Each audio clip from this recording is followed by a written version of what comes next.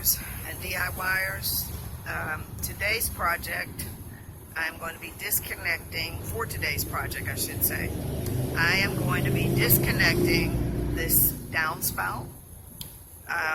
I will not be able to keep the camera on the whole time, but I wanted to let you see where I'm starting.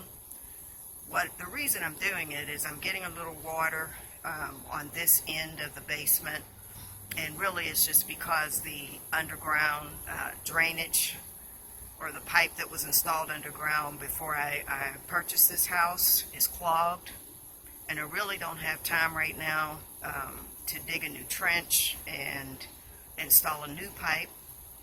So I'm going to do something temporary, and what I'm going to do is disconnect this pipe, and I've got two pieces of 8-foot corrugated pipe, let me show you here, that I'm going to use to extend this above ground temporarily. Now I will be coming back and digging a new trench.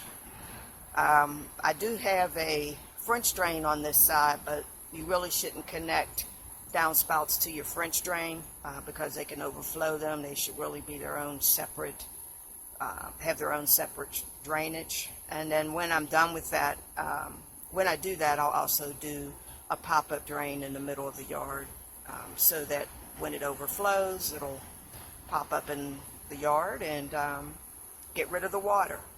Now I did do some research, and I found out that if you're going to extend a drain pipe, or rather extend a downspout, it should be, depending on the height of your basement, it should be anywhere from 4 to 10 feet from the foundation to keep the water from draining back down into the crawl space.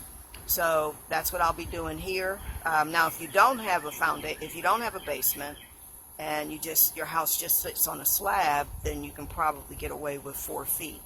If you have a basement, you should measure the height of the basement, and that's how far out you should go. I did measure mine. It's 8 feet, so I'm going to go a little bit further and try to extend it out a little bit beyond 8 feet. So again, I'm going to end the video now, get to work on this, and I'll come back and show you what it looks like once I've connected the pipes. Be back with you shortly.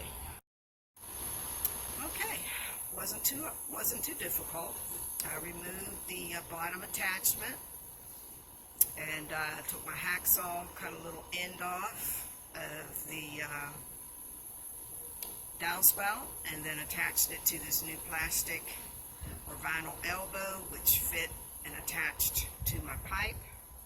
I've got it extended as far as I wanted it, away from the foundation, and I'm hoping that this will do a better job. Again, this is only temporary because I've decided that I'm going to go ahead and replace all of the gutters. They're the original gutters to the house. And you can see this one's been taped. It's actually seam mate is under that tape, and then some tape. But it doesn't leak or anything. It's just not pretty. So, mission accomplished. Really simple thing to do. And let's see if this helps with the little bit of water I was getting on this corner of the house. I do have a larger one in the front that I need to do, but that's going to be a bigger job. I just wanted to show you guys that if you are having a problem with an underground, with any underground drainage on your downspout, or if your current downspout is connected into the sewer, which it should never be, this is something you can do to alleviate that problem. And that's it for this video. Now I'm just going to do a little cleanup and move on to my next project. Have a good day, and I'll see you in the next video.